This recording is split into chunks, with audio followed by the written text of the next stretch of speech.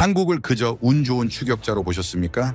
그 오만한 착각이 지금 강대국들의 미래를 통째로 날려버리고 있습니다. 세계 최고의 석학들이 수십 년간 쌓아온 정교한 공식들은 한국이 그려낸 붉은 선 앞에서 모두 무용지물이 되었습니다. 선진국이 되면 성장이 멈춘다는 경제학의 성역을 한국은 보란듯이 무너뜨렸기 때문입니다. 미안하지만 이제 당신들이 주도하던 시대는 끝났습니다. 세계에 강요하던 낡은 규칙은 오늘부로 폐기되었습니다. 전 세계 인공지능 산업이 한국의 허락 없이는 멈춰서고 당신들이 자랑하던 무기들이 전쟁터에서 고철로 변해갈 때 오직 한국만이 지구의 새로운 표준을 설계하고 있습니다. 제발 살려달라며 서울행 비행기 티켓을 구걸해야 하는 강대국들의 충격적인 현실. 대체 이들은 어떻게 50년 만에 전 세계의 성적표를 채점하는 지배자가 된 걸까요? 도대체 어떤 지독한 유전자가 흐르기에 세계가 이토록 공포 섞인 침묵에 잠긴 걸까요? 보이지 않는 통치자, 대한민국의 무서운 설계도를 지금 시작합니다. 영상을 시청하신 후 마음에 드신다면 좋아요와 구독 버튼을 꼭 눌러주세요. 여러분의 관심이 저에겐 큰 힘이 됩니다. 그럼 바로 시작하겠습니다. 저는 그 강의 얘기를 처음 들었을 때 피식 웃었습니다. 유럽도 아니고 중국도 아니고 한국이요? K-팝이 유행하고 드라마가 넷플릭스를 점령한다는 건 알고 있었죠. 그런데 그게 하버드 강의실까지 들어올 일인가 싶었습니다. 솔직히 어이가 없었어요. 그런데 친구들이 하나같이 말했습니다. 들어봐, 잭. 진짜로. 너도 절대 반박 못할걸? 그 말이 오히려 저를 자극했죠. 하버드 경제학부 수석이 전미 토론대회 우승자가 한국 강의 하나를 반박 못한다고요? 저는 맨 앞줄에 앉았습니다. 처음부터 끝까지 뜯어주겠다는 생각으로요. 그게 제 실수였습니다. 블레이크 교수님은 강단에 서자마자 강의실을 한번 둘러보셨습니다. 그리고 조용히 물으셨죠. 이 세상에서 미국과 중국이 동시에 눈치를 보는 나라가 있다는 걸 아십니까? 강의실 안이 순간 어색해졌습니다. 몇몇이 서로 눈을 마주쳤죠. 저는 속으로 생각했습니다. 설마 한국이라고 하려는 건 아니겠지. 바로 한국입니다. 역시나였습니다. 저는 입꼬리가 올라가는 걸 참았죠. 그런데 교수님은 거기서 멈추지 않으셨습니다. 보통의 국가가 칼 한 자루를 벼릴 때 한국은 무기고 전체를 채웠습니다. 오늘 그 이유를 보여드리겠습니다. 그리고 화면에 숫자가 떴습니다. 인구 5천만. 국토 면적 세계 107위. 수출 세계 6위 7천억 달러. 저는 순간 멈칫했습니다. 7천억 달러면 프랑스보다 많은 수출액이죠. 에펠탑과 루이비통과 에어버스의 나라, 프랑스. 그 프랑스를 국토도 인구도 한참 못 미치는 나라가 수출해서 앞질렀다는 겁니다. 프랑스보다 작은 나라가 세계 공장의 6번 라인을 통째로 돌리고 있습니다. 믿어지십니까? 저는 그게 특정 산업 하나에 몰빵한 결과겠거니 했습니다. 반도체 하나로 수출을 끌어올린 거겠지 하고요. 그런데 다음 화면이 뜨는 순간 그 생각이 완전히 박살났습니다. 반도체 세계 1위, 조선 세계 1위, 자동차 생산 세계 3위, 방산 수출 급성장, 로봇 밀도 세계 1위, 문화 콘텐츠 글로벌 점유. 이게 전부 한나라 얘기였습니다. 저는 세계 최고라는 하버드에서 경제학을 3년 공부했죠. 그리고 경제학의 가장 기본적인 원칙을 알고 있습니다. 선택과 집중. 자원이 분산되면 역량이 희석되죠. 독일은 기계와 자동차, 영국은 금융, 미국은 IT와 군사력. 그게 강대국이 된 방식이었습니다. 그런데 한국은 그 상식을 무시했습니다. 모든 분야에서 동시에 1등이 되기로 결정하고 그대로 실행해버린 겁니다. 경제학에선 선택과 집중을 가르치지만 한국은 전 분야 석권이라는 비정상적인 길을 선택했습니다. 비정상적. 그 단어가 과하지 않았습니다. 이건 진짜로 비정상적인 거였으니까요. 저는 손을 들었습니다. 반박거리를 찾았다고 생각했죠. 교수님, 한국은 특정 대기업에만 의존하는 취약한 구조 아닌가요? 하나만 무너지면 전부 같이 무너지는 구조 아닙니까? 몇몇이 고개를 끄덕였습니다. 저는 내심 흡족했죠. 교수님은 표정 하나 바뀌지 않으셨습니다. 카터, 자네는 하나만 보는군요. 그 안에 숨겨진 연결을 보는 게 중요해요. 반도체가 로봇을 만들고 로봇이 조선을 혁신하며 그 기술이 방산으로 전이됩니다. 각각의 산업이 독립된 게 아니라 하나의 유기체로 맞물려 돌아가는 거죠. 그게 한국의 진짜 무기입니다. 저는 멍했습니다. 반도체 기술이 조선업으로 흘러가고 그게 다시 방산으로 이어지는 구조. 반박할 논리가 떠오르지 않았죠. 그러는 사이 다음 데이터가 떴습니다. 삼성과 SK의 메모리 반도체 시장 점유율 68%, 그리고 HBM 시장 점유율 90%. HBM은 고대 역폭 메모리입니다. AI의 뇌라고 불리죠. 챗GPT가 작동하고 자율주행이 판단하고 의료 AI가 암을 진단하는 모든 과정에서 반드시 필요한 핵심 부품입니다. 그 시장의 90%를 한국이 쥐고 있다는 겁니다. 전 세계 AI 혁명은 한국의 허락 없이는 한 걸음도 나갈 수 없다는 뜻입니다. 저는 그 문장을 듣는 순간 등골이 서늘했습니다. 과장처럼 들렸지만 숫자가 그렇게 말하고 있었으니까요. 다음 화면엔 자동차 생산 세계 3위 데이터가 떴습니다. 현대와 기아가 합산해서 연간 700만 대 이상. 그리고 바로 옆에 GFP 기준 세계 군사력 5위가 나란히 붙었죠. 핵이 없는 나라가 군사력 세계 5위라는 겁니다. 그런데 교수님은 거기서 멈추지 않으셨습니다. 군사력 순위보다 더 주목해야 할 숫자가 있습니다. 방산 수출 데이터가 떴습니다. 2022년 한국의 방산 수출액은 173억 달러였습니다.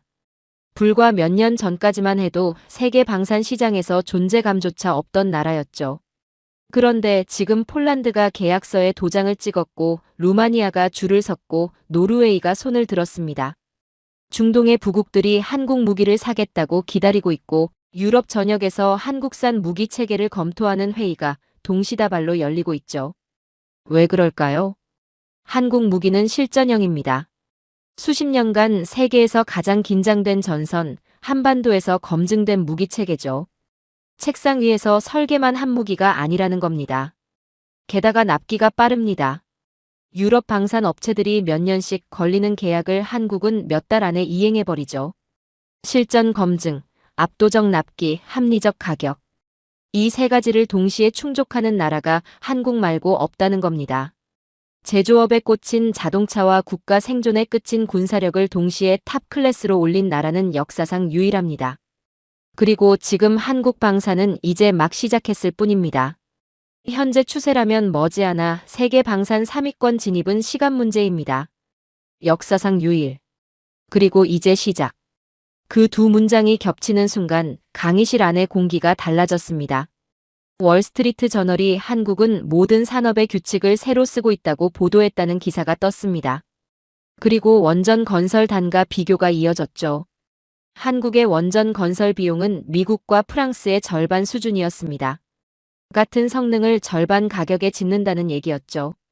독일 출신 교환학생이 손을 들었습니다. 교수님, 원전 단가가 미국의 절반이라는 게 물리학적으로 납득이 되지 않는데요. 한국인들에게 불가능은 단지 시간이 조금 더 걸리는 일일 뿐입니다. 그들은 이미 지어냈으니까요. 강의실 안이 무거워졌습니다. 마지막 숫자가 떴습니다. 대학 진학률 17년 연속 세계 1위, 70.6%. 미국의 대학 진학률은 40%대입니다.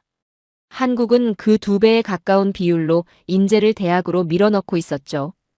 국가 전체가 하나의 거대한 인재 생산 시스템으로 돌아가고 있다는 말이었습니다. 교수님은 강의실을 천천히 둘러보시며 말씀하셨습니다. 지금 여러분은 스마트폰을 들고 있고 자동차를 타고 왔으며 5G 인터넷으로 연결되어 있습니다. 그 모든 순간에 한국의 기술이 숨쉬고 있다는 걸 잊지 마십시오. 저는 그 말을 들으며 손에 든 스마트폰을 내려다봤습니다. 삼성 반도체가 들어간 기기였죠. 이 모든 포트폴리오를 움직이는 단 하나의 엔진이 있습니다. 한국인만이 가진 초고속 판단 유전자. 지금부터 그 정체를 파헤쳐보죠. 초고속 판단 유전자. 그 단어가 강의실 안에 떠다니는 것 같았습니다. 저는 반박거리를 찾으러 맨 앞줄에 앉았었죠. 그런데 교수님의 말이 끝날 때마다 제가 준비해온 반론들이 하나씩 바닥으로 꺼졌습니다. 프랑스를 이긴 수출 규모, AI 혁명을 쥐고 있는 반도체 지배력, 핵 없이 군사력 5위, 유럽과 중동이 줄 서서 사가는 방산, 원전 단가 절반, 17년 연속 인재 생산 세계 1위. 이게 전부 한나라 얘기라는 게 아직도 머릿속에서 정렬이 안 됐습니다. 세계는 한국을 작은 나라라고 부르죠. 그런데 데이터는 한국을 거대한 심장이라고 부르고 있었습니다. 그리고 교수님은 지금 그 심장이 어떻게 뛰는지를 보여주려 하고 있었습니다. 초고속 판단 유전자. 교수님이 그 단어를 꺼내는 순간 저는 처음으로 반박 대신 궁금증이 생겼습니다. 유전자라는 표현이 과학적 근거가 있는 건지 아니면 그냥 수사적 표현인지. 그런데 교수님은 제가 질문을 꺼내기도 전에 이미 다음 단계로 넘어가고 계셨죠. 한국인을 처음 만나는 외국인들이 가장 먼저 느끼는 게 뭔지 아십니까? 아무도 선뜻 대답하지 않았습니다. 당혹감입니다. 교수님은 말을 이으셨습니다. 국제선 비행기가 착륙하는 순간을 생각해 보세요. 바퀴가 활주로에 닿자마자 좌석 여기저기서 딸깍딸깍 소리가 납니다. 안전벨트를 푸는 소리죠. 비행기가 완전히 멈추기도 전에 이미 통로에 서서 짐을 꺼내든 사람들. 그 사람들이 어느 나라 사람인지 굳이 물어볼 필요가 없습니다. 강의실 여기저기서 웃음이 터졌습니다. 저도 웃었죠. 실제로 본 적이 있었으니까요. 수화물 찾는 곳에서 짐이 나오기도 전에 벨트 앞에 바짝 붙어 서서 구멍만 뚫어지게 바라보는 사람들.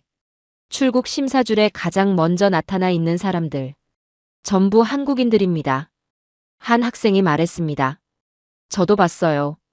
처음엔 무례하다고 생각했는데 무례가 아닙니다. 진화입니다. 교수님 목소리가 낮아졌습니다. 서양인들은 그 모습을 보고 참을성 없는 민족이라고 비웃죠. 그런데 저는 다르게 봅니다. 낭비되는 시간을 본능적으로 제거하려는 최적화 본능이에요. 1초라도 먼저 움직이면 그만큼 앞서간다는 걸 몸으로 아는 사람들입니다. 빨리빨리. 서구 학자들은 오랫동안 그 단어를 한국의 단점으로 규정했습니다. 천박한 조급함, 성격 급한 민족의 결함이라고요. 그런데 교수님은 그 정의를 완전히 뒤집으셨죠. 빨리빨리는 조급함이 아닙니다. 초고속 판단과 실행을 하나로 묶은 고등지능이에요. 그들에게 속도는 성격이 아니라 전략입니다.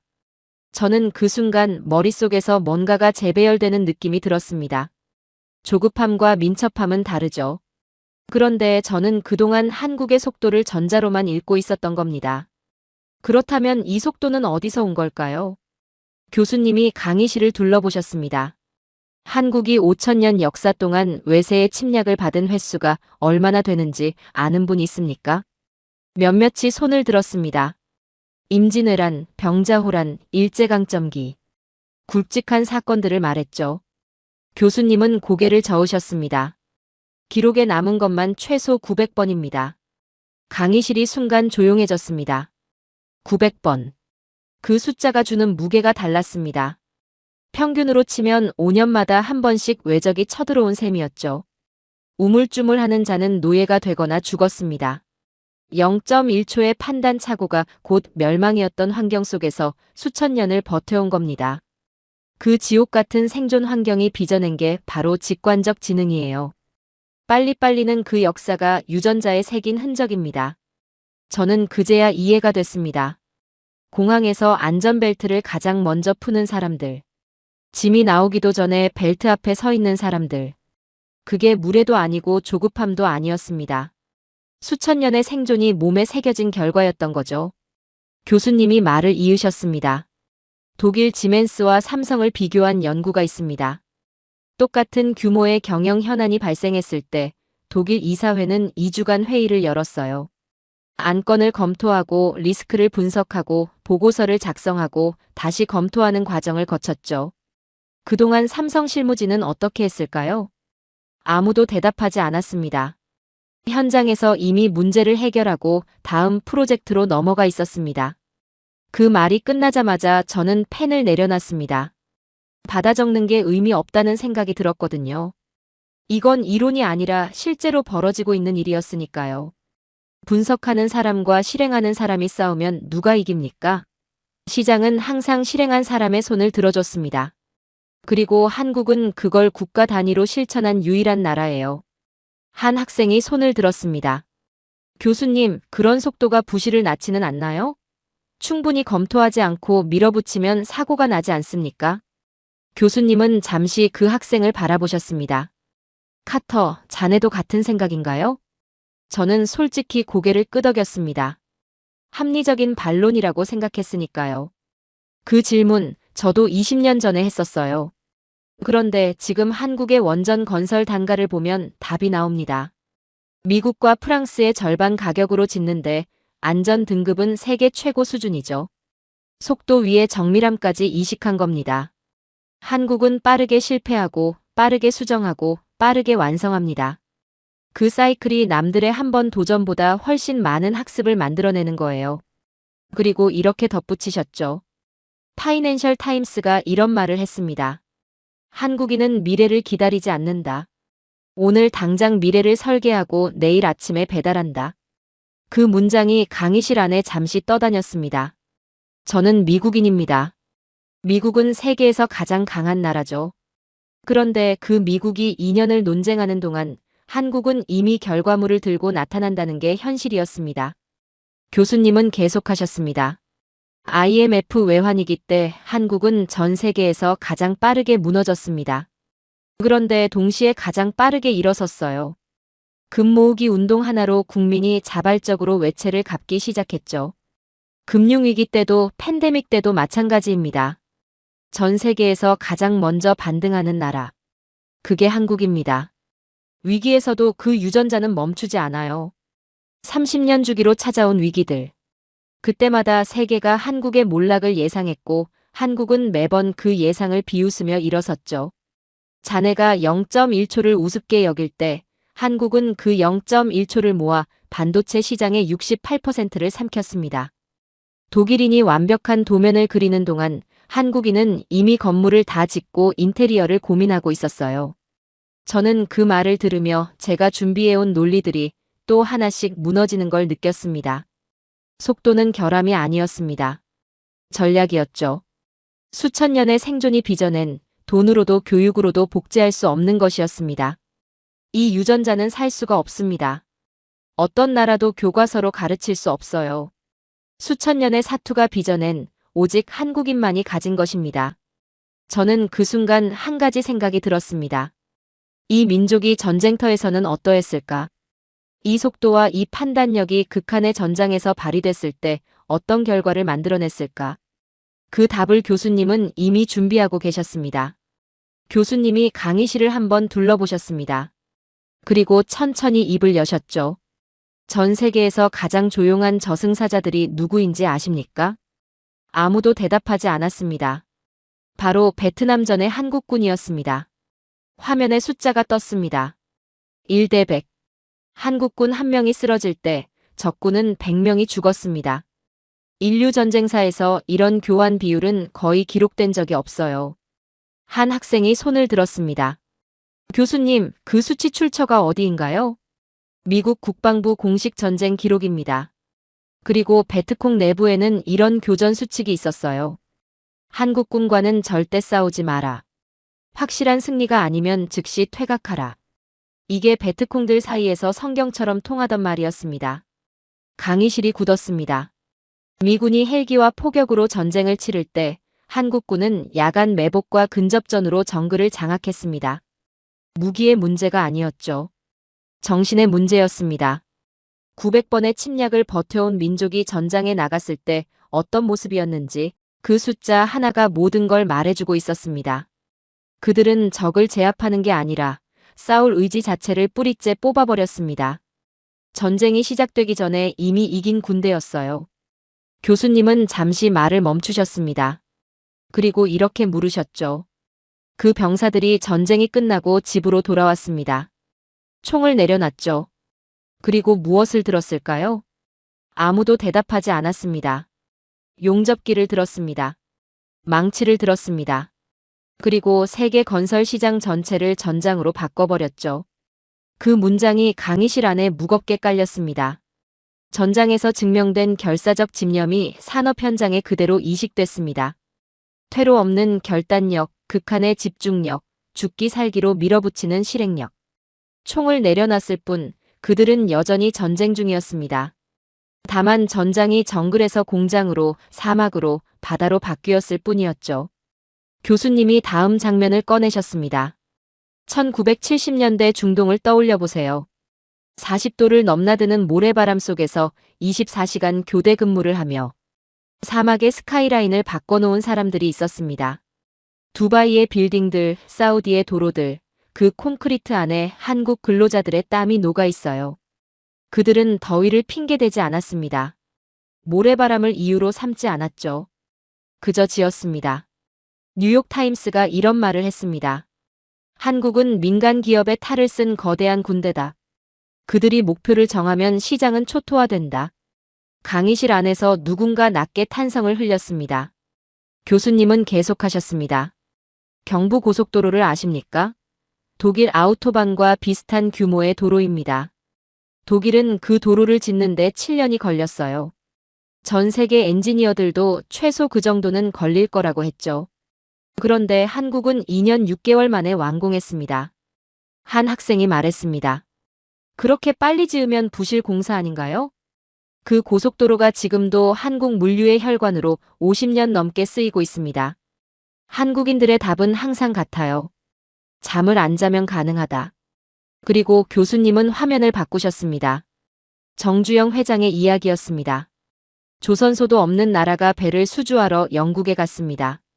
바클레이즈 은행장을 만나서 차관을 요청했죠. 당연히 거절당했습니다. 배를 만들어 본 적도 없는 나라에 돈을 빌려줄 은행이 어디 있겠습니까? 교수님이 잠시 멈추셨습니다. 그런데 정주영은 주머니에서 지폐 한 장을 꺼냈습니다. 500원짜리 지폐였어요. 그 지폐 안에는 그림이 하나 있었죠.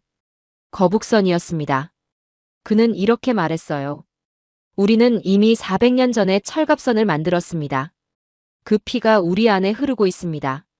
강의실 안이 완전히 조용해졌습니다. 차관이 승인됐습니다. 그리고 그 조선소가 지금 세계 LNG선 시장의 86%를 장악한 현대중공업의 출발점입니다. 저는 그 이야기를 들으며 등골이 서늘해지는 느낌이 들었습니다. 백사장 사진 한 장과 500원짜리 지폐 한 장으로 조선 강국의 씨앗을 심은 겁니다. 이건 사기가 아니었습니다. 확신이었죠. 그리고 그 확신이 현실이 됐습니다. 교수님이 말씀하셨습니다. 포항제철 이야기도 빼놓을 수 없죠. 박태준 회장은 공장을 짓기 시작하면서 직원들에게 이렇게 말했습니다. 실패하면 0일 만에 다 같이 빠져 죽자. 강의실에서 누군가 숨을 들이켰습니다. 농담이 아니었습니다. 그들에게 철강은 금속이 아니라 국가의 뼈대였으니까요. 첫 쇳물이 터져나오던 날 공장 안의 모든 직원이 울음바다가 됐다는 기록이 있습니다. 그 눈물이 무엇이었는지 저는 그 자리에 있지 않았지만 짐작은 합니다. 그 말이 끝나고 잠시 정적이 흘렀습니다. 한 학생이 손을 들었습니다. 교수님, 그건 민주주의와 인권을 희생한 군사문화의 산물 아닌가요? 너무 가혹한 방식 아닙니까? 안락한 의자에 앉아서 도덕을 논하는 건 쉽습니다. 그런데 그들은 폐허 속에서 생존을 논했어요. 전쟁이 끝나고 아무것도 없는 땅 위에서 국가를 일으켜야 했던 사람들입니다. 그 가혹함이 없었다면 지금 자네 손목의 갤럭시 워치도 자네 주머니 속에 반도체도 없었을 겁니다. 저는 그 말에 반박할 수가 없었습니다. 교수님이 다시 화면을 바꾸셨습니다. 방산 수출 데이터였습니다. 최근 폴란드가 한국의 대규모 무기 계약을 체결했습니다. 독일은 같은 무기를 공급하는데 5년이 걸린다고 했어요. 한국은 1년 만에 현지에 납품했습니다. 폴란드 시민들이 한국 무기가 도착하자 이제야 잠을 잘 수 있겠다며 환호했다는 뉴스가 유럽 전역에 퍼졌죠. 독일 전차가 도면 위에 머물 때 한국 전차는 이미 유럽의 평원을 달리고 있었습니다. 이게 바로 전장에서 단련된 민족의 납기 감각입니다. 그리고 교수님은 이렇게 마무리하셨습니다. 한국인들에게 산업화는 경제활동이 아니었습니다. 또 다른 형태의 전쟁이었어요. 그리고 그들은 전쟁터에서 했던 것과 똑같이 했습니다. 물러서지 않았고 변명하지 않았으며 결국 이겼습니다. 저는 그 순간 한 가지 생각이 들었습니다. 이 나라는 폐허에서 시작해 세계를 제패했습니다.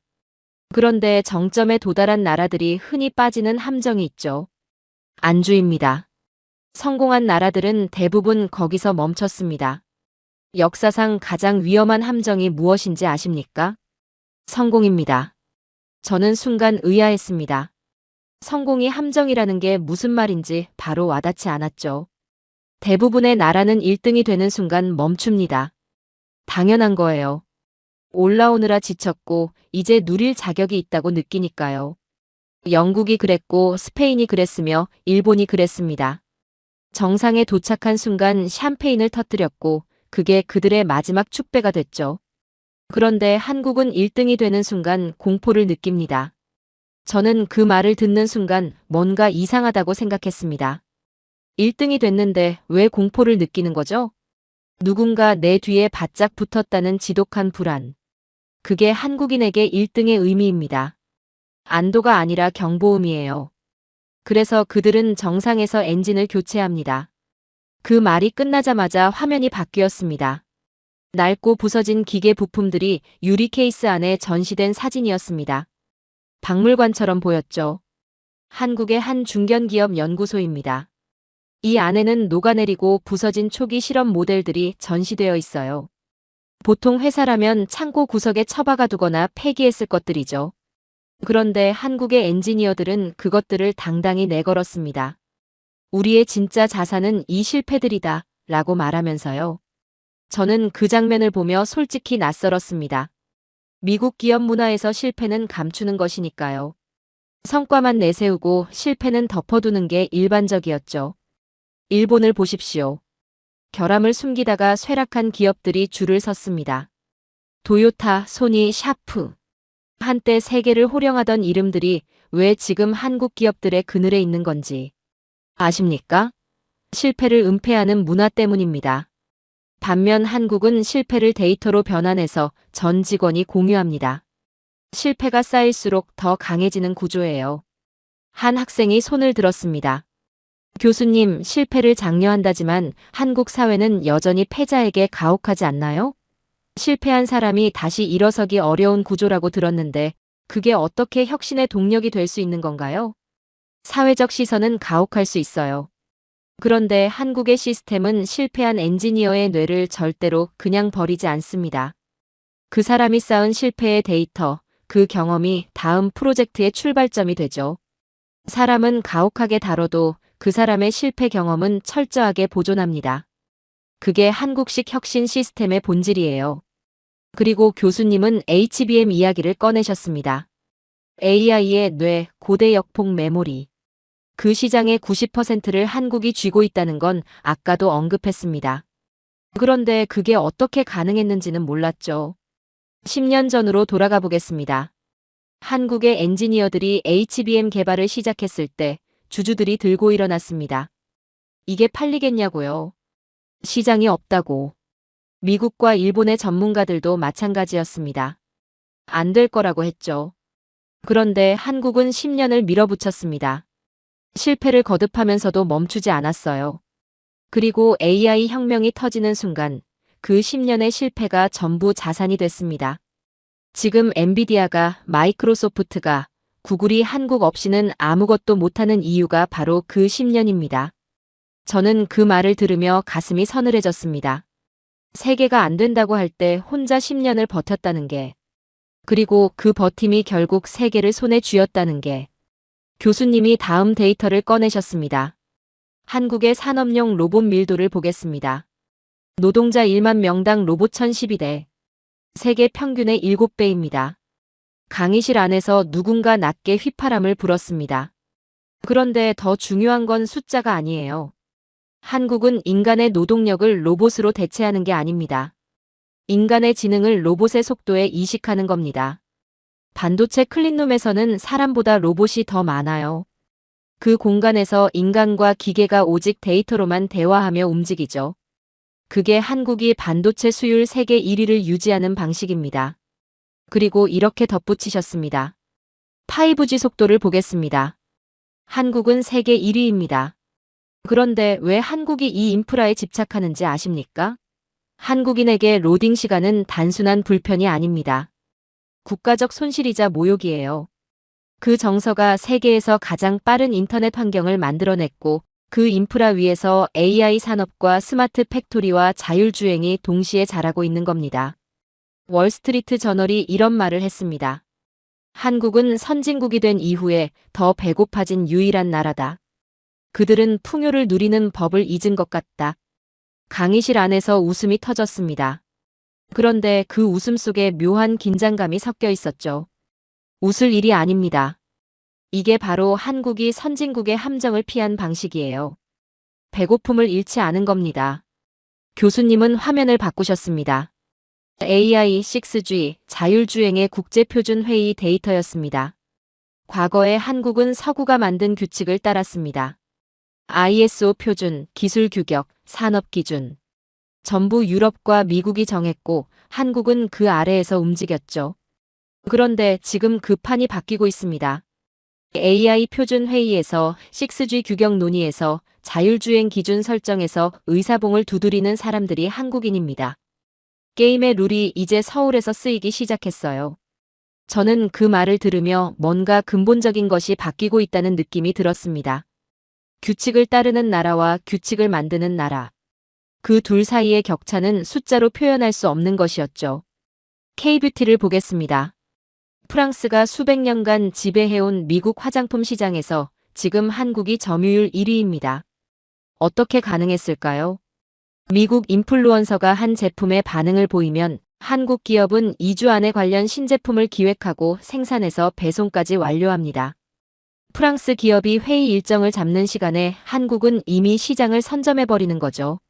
한국 대기업 임원이 인터뷰에서 이런 말을 했습니다. 우리는 1등을 유지하지 않는다. 2등이 추격을 포기할 정도로 거리를 벌릴 뿐이다. 그 문장이 강의실 안에 잠시 떠다녔습니다. 1등을 유지하는 게 아니라 2등이 포기할 정도로 격차를 벌린다. 그게 한국이 스스로 정한 목표였습니다. 성공이라는 안락한 감옥을 탈출한 유일한 민족. 그들은 이제 자기 자신과 경쟁하며 새로운 길을 걷고 있습니다. 저는 그 순간 한 가지 의문이 들었습니다. 이 모든 성취가 가능했던 건 결국 사람의 문제였습니다. 기술도 속도도 집념도 결국 사람에게서 나오는 거니까요. 그렇다면 한국이라는 나라를 움직이는 사람들은 어떤 존재들일까요? 개인이 이렇게 강한 건지 아니면 집단이 이렇게 강한 건지. 교수님이 화면에 사진 한 장을 띄우셨습니다. 카페 안이었습니다. 테이블 위에 고가의 노트북이 놓여 있었고 지갑이 그 옆에 있었습니다. 그런데 자리에 사람이 없었죠. 어느 나라 카페인지 맞춰보십시오. 몇몇이 조용히 생각하는 눈치였습니다. 저는 순간 북유럽 어딘가라고 생각했죠. 덴마크나 핀란드쯤 되는 나라. 한국입니다. 그때 뒷줄에서 목소리가 터져 나왔습니다. 브라질에서 온 교환학생 마르코스였습니다. 교수님, 그건 연출된 사진 아닌가요? 저희 나라에선 손에 들고 있는 지갑도 낚아채 가는데 저게 실제 상황이라는 게 말이 됩니까? 강의실 안에서 몇몇이 고개를 끄덕였습니다. 저도 솔직히 같은 생각이었으니까요. 너무 비현실적으로 보였습니다. 교수님은 표정 하나 바뀌지 않으셨습니다. 연출이 아닙니다. 한국에서는 카페에 자리를 맡을 때 노트북이나 지갑을 테이블에 올려두고 자리를 비우는 게 일상이에요. 수십 분이 지나도 그 물건들은 그 자리에 그대로 있습니다. 이게 특별한 날의 특별한 장면이 아니라 매일 수천 개의 카페에서 동시에 벌어지는 일상이죠. 마르코스가 다시 말했습니다. 그래도 납득이 안 됩니다. 사람 사는 곳이 다 똑같지 한국이라고 도둑이 없겠습니까? 도둑이 없다는 게 아닙니다. 사회 구성원 간의 신뢰 비용이 영원에 수렴한다는 거예요. 경제학적으로 이건 불가능에 가까운 수치입니다. 신뢰 비용이 낮을수록 거래가 빨라지고 협업이 깊어지며 사회 전체의 효율이 기하급수적으로 올라가죠. 한국이 이 작은 국토에서 이 모든 것을 이뤄낼 수 있었던 가장 근본적인 인프라가 바로 이 신뢰입니다. 마르코스는 팔짱을 낀 채 입을 닫았습니다. 완전히 납득한 표정은 아니었지만 반박할 말도 없어 보였죠. 저는 그 순간 생각이 연결되기 시작했습니다. 반도체도 조선도 방산도 결국 사람이 만드는 것이죠. 그 사람들이 서로를 믿는 사회에서 움직인다는 것. 그게 단순한 미담이 아니라 국가 경쟁력의 핵심이었다는 겁니다. 교수님이 말을 이으셨습니다. 새벽 2시에 여성이 혼자 거리를 걸을 수 있는 선진국이 얼마나 됩니까? 파리는 안 됩니다. 뉴욕도 안 되죠. 런던도 마찬가지예요. 그런데 서울은 됩니다. 전 세계 야간 활동 안전도 지수에서 한국은 최상위입니다. 이 안전함이 지금 전 세계 우수한 인재들을 한국으로 끌어들이는 강력한 자석이 되고 있어요. 한 학생이 손을 들었습니다. 교수님, 치안이 좋다고 국격이 올라가는 건 아니지 않나요? 치안은 단순한 안전이 아닙니다. 사회 구성원 전체가 서로를 믿는다는 사회적 자본의 최정점이에요. 그 신뢰가 쌓이면 계약서 없이도 거래가 되고 감시 없이도 시스템이 돌아가며 위기가 와도 사회가 흔들리지 않습니다. 자네 나라에서 상상하기 어려운 효율이 거기서 나오는 거예요. 교수님이 다음 화면으로 넘어가셨습니다. 코로나 팬데믹을 기억하십니까? 전 세계가 강제 봉쇄에 들어갔습니다. 가게 문을 닫고 도시를 잠그고 군인들이 거리를 통제했죠. 그런데 한국은 봉쇄령을 내리지 않았습니다. 단 한 번도요. 저는 그게 무슨 의미인지 몸으로 알고 있었습니다.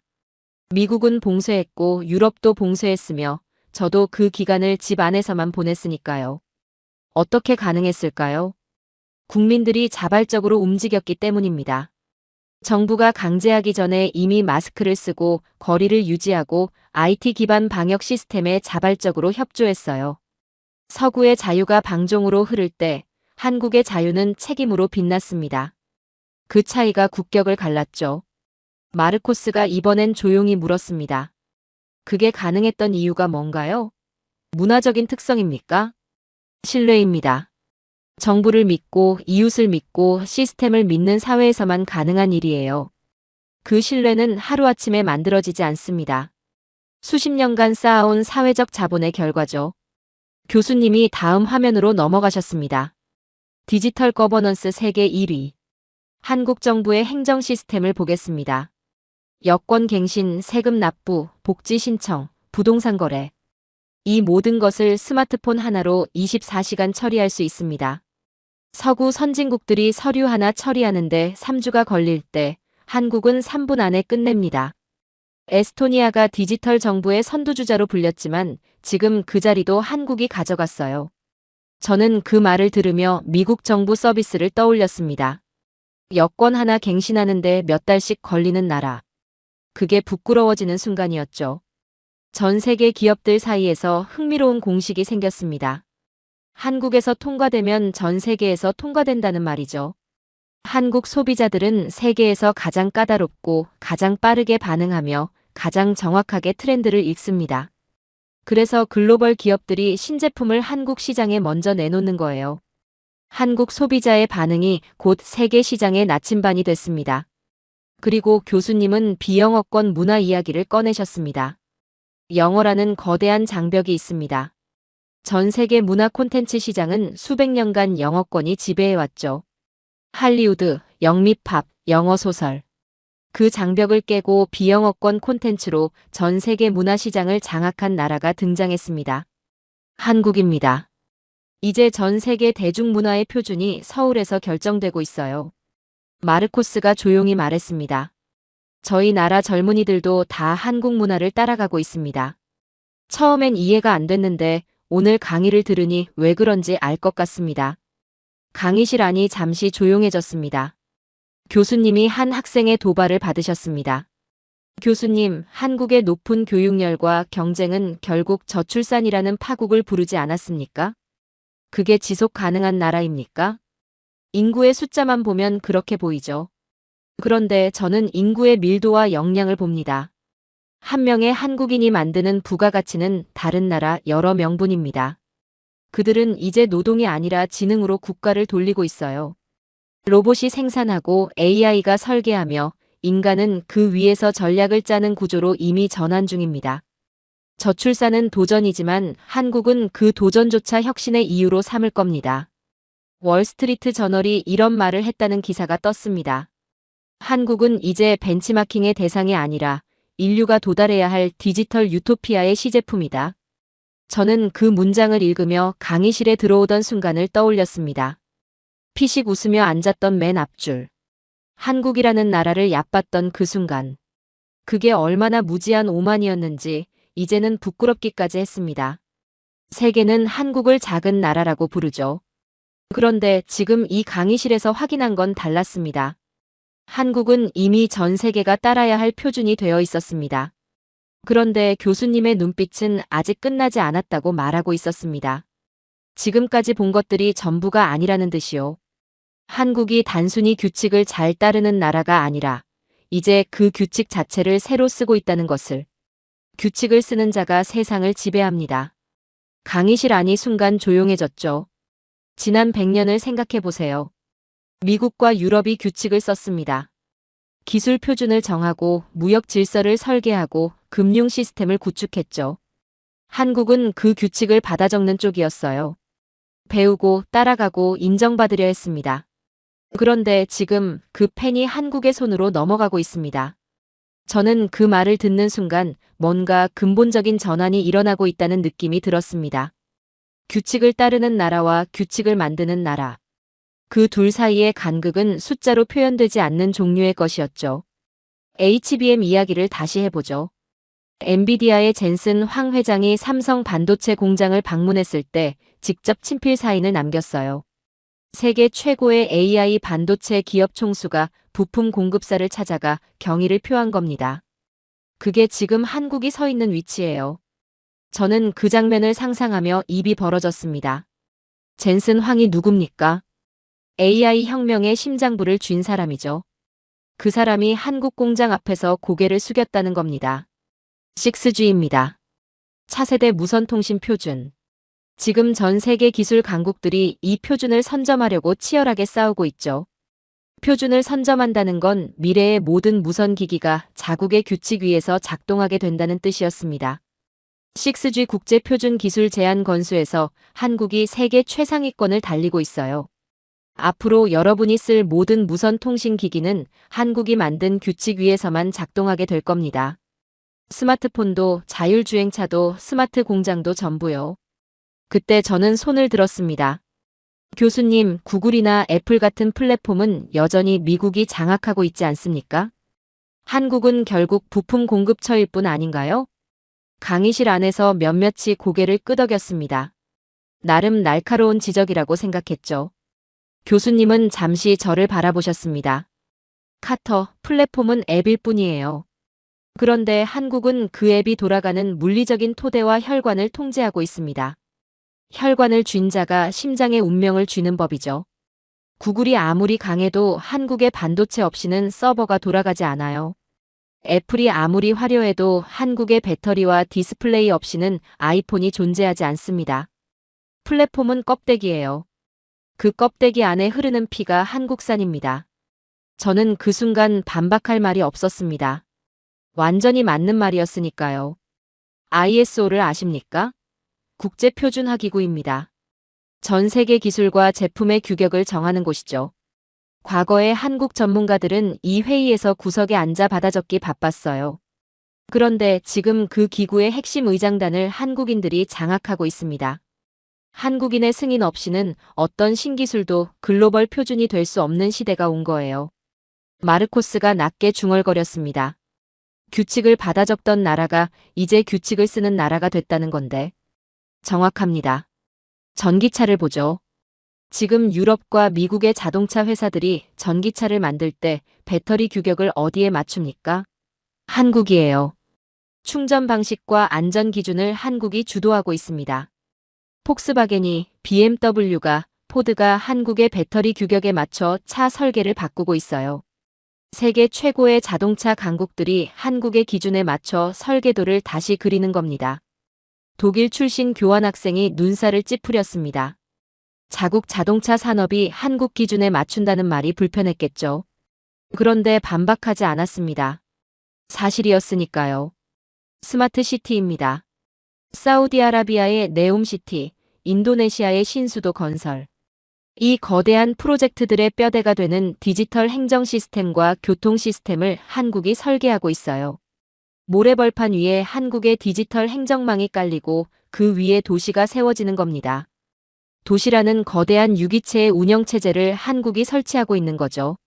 저는 그 말을 들으며 생각이 확장되는 느낌이 들었습니다. 반도체, 배터리, 통신 표준, 도시 시스템.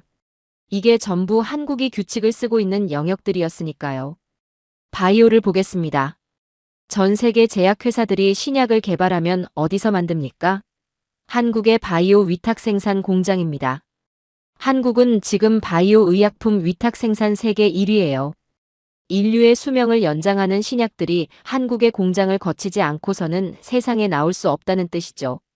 생명 연장의 꿈조차 한국의 손을 빌려야 하는 시대가 됐습니다. 그리고 교수님은 우주 이야기를 꺼내셨습니다.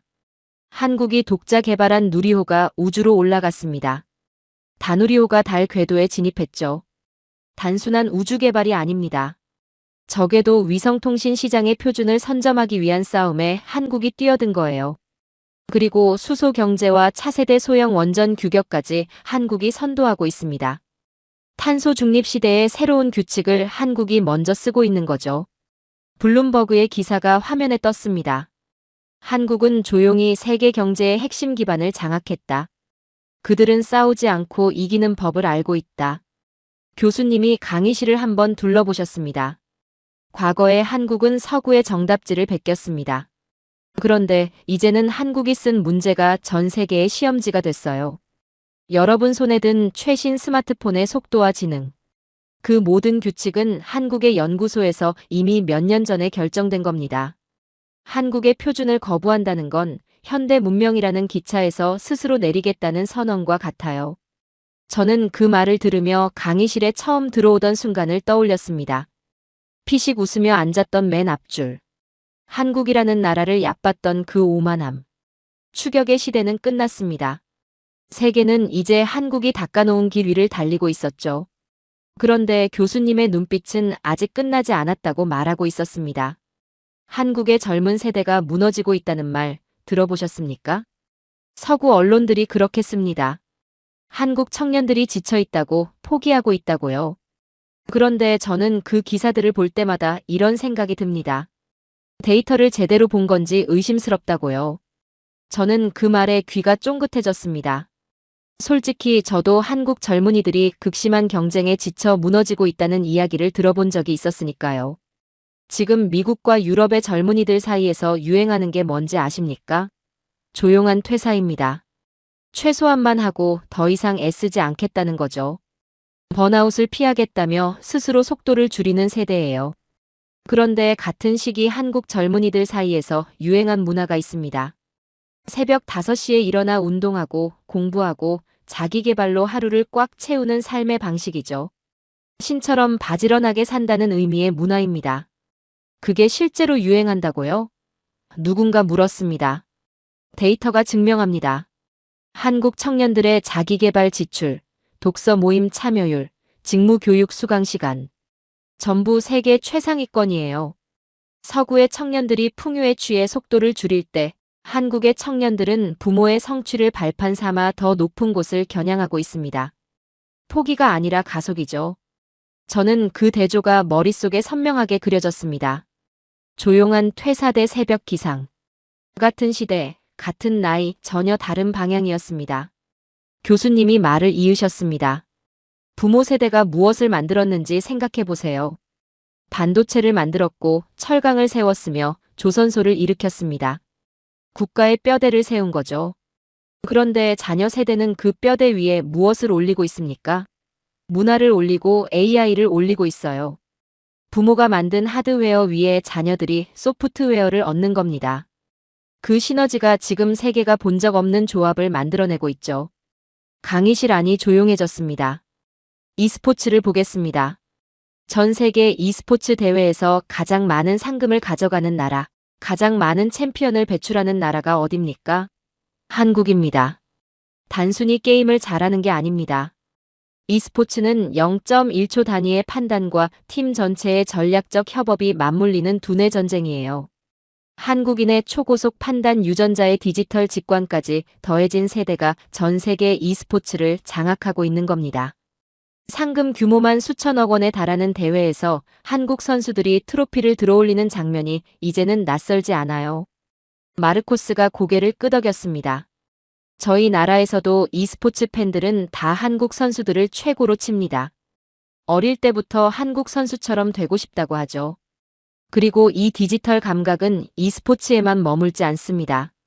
한국의 젊은 세대는 코딩과 알고리즘으로 세상을 읽고 글로벌 트렌드를 누구보다 빠르게 포착하죠.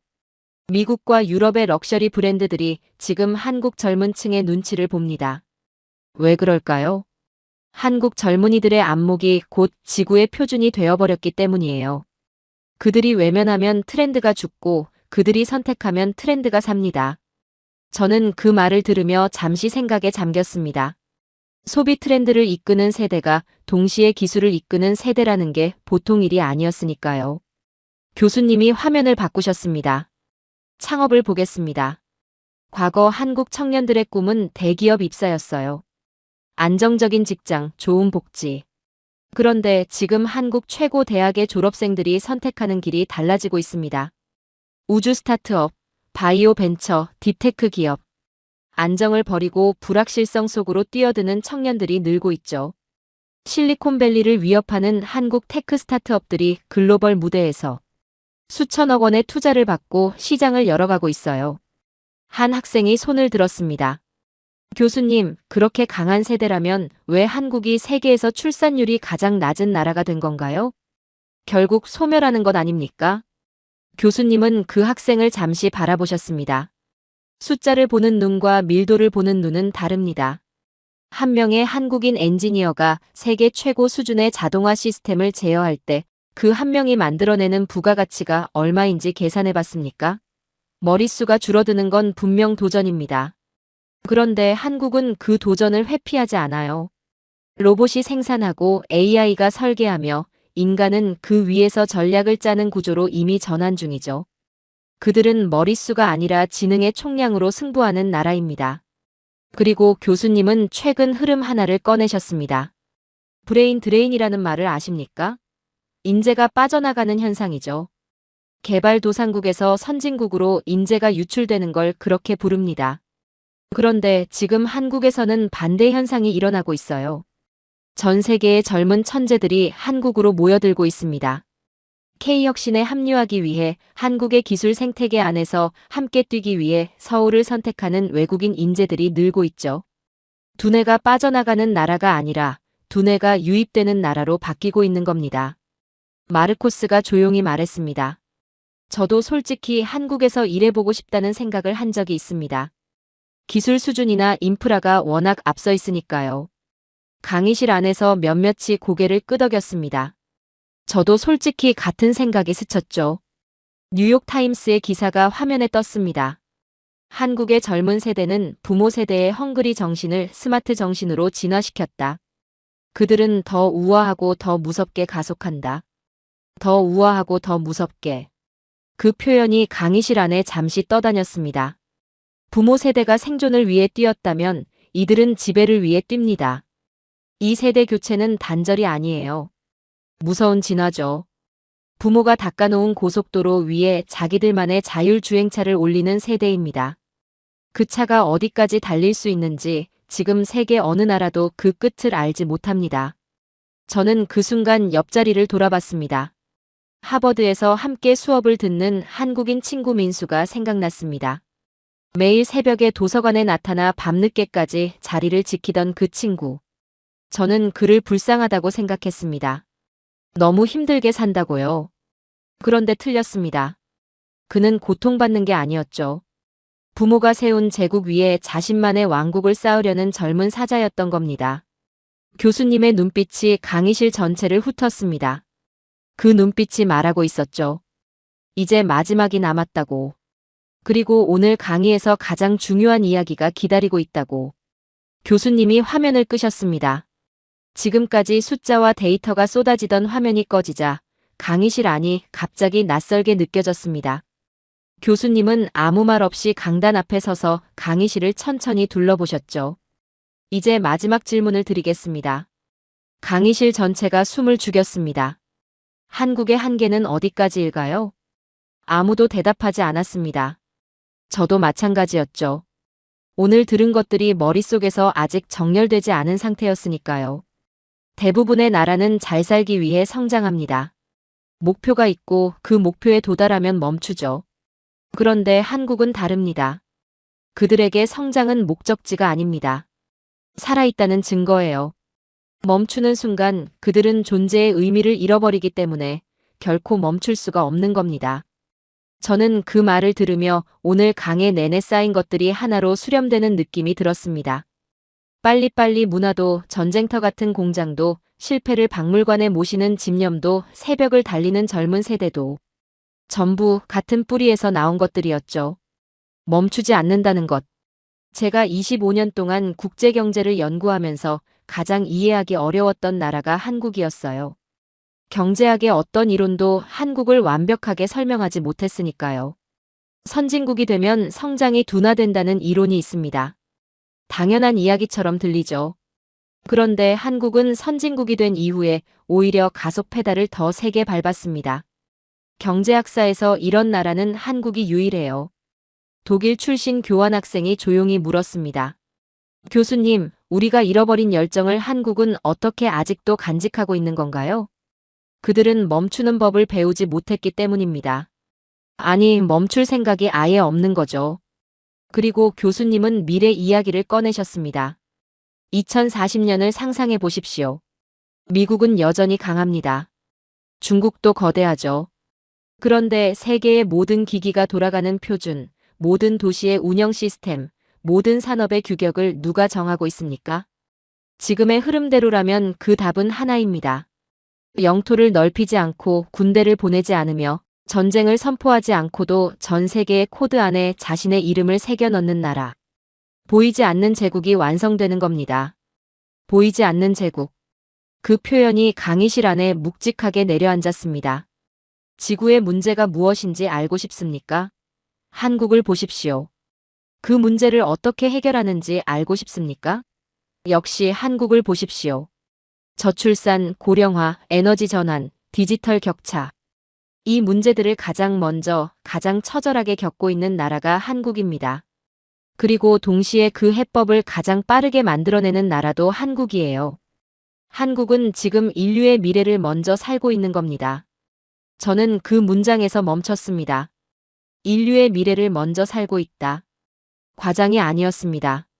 냉정하게 생각해도 그게 맞는 말이었으니까요. 그때 제가 손을 들었습니다. 강의 내내 반박거리를 찾으러 손을 들었었는데 이번엔 달랐습니다. 진짜 궁금한 게 생긴 거였죠. 교수님, 한국의 끝은 어디입니까? 그들은 결국 어디에 도달하고 싶은 건가요? 교수님이 저를 바라보셨습니다. 그리고 잠시 침묵이 흘렀습니다. 카터, 도달점은 없습니다. 그들은 그냥 어제보다 더 나은 내일이라는 이름의 가속 페달을 밟고 있을 뿐이에요. 그 무한한 전진이 바로 한국의 정체성입니다. 저는 그 답을 들으며 이상하게 가슴이 먹먹해졌습니다. 도달점이 없다는 게 허무한 말처럼 들릴 수도 있죠. 그런데 그게 아니었습니다. 도달점이 없기 때문에 영원히 달린다는 뜻이었으니까요. 니케이의 기사가 화면에 떴습니다. 우리는 한국이 멈추길 기도했지만 그들은 이제 우리의 시야에서 완전히 사라져 미래로 가버렸다. 일본의 경제신문이 그렇게 썼습니다. 기도했다는 표현이 모든 것을 말해주고 있었죠. 경쟁이 아니었습니다. 이미 따라잡을 수 없다는 걸 인정한 탄식이었으니까요. 교수님이 조용히 말씀하셨습니다. 25년 전 저는 한국을 무시했습니다. 아시아의 작은 나라가 뭘 할 수 있겠냐고요. 그 오만함이 부끄럽습니다. 대한민국은 결과값이 아니에요. 영원히 멈추지 않는 궤적입니다. 그들은 도착한 게 아닙니다. 이제 막 인류의 새로운 장을 열었을 뿐이에요. 그게 마지막 말이었습니다. 교수님이 자료를 챙기셨습니다. 그런데 아무도 움직이지 않았습니다. 500명이 넘는 하버드의 수재들이 전부 그 자리에 그대로 앉아 있었죠. 박수도 없었습니다. 소란도 없었어요. 그냥 침묵이었습니다. 그 침묵이 어떤 박수보다 무거웠습니다. 저는 한동안 자리에서 일어나지 못했습니다. 머릿속에서 오늘 강의가 처음부터 끝까지 다시 흘렀죠. 피식 웃으며 앉았던 맨 앞줄. 반박하려고 들었던 손. 그리고 하나씩 무너져 내린 제 확신들. 강의실 불이 꺼지기 시작했습니다. 그제야 저는 천천히 일어났죠. 오늘 이 강의실에서 저는 처음으로 완전히 틀렸다는 걸 인정했습니다. 그리고 그게 제 인생에서 가장 중요한 수업이었습니다. 오늘의 사연은 여기까지입니다. 한국은 아무도 가르쳐주지 않은 길을 혼자 걸었습니다. 폐허에서 시작해 세계의 표준이 됐고 정상에서 멈추는 대신 엔진을 교체했습니다. 세계가 한국을 따라잡으려 할 때마다 한국은 이미 다음 목적지를 향해 달리고 있었죠. 도달점이 없는 나라. 그것이 대한민국입니다. 긴 영상 시청해주셔서 감사합니다. 내일은 더 좋은 영상으로 찾아오겠습니다.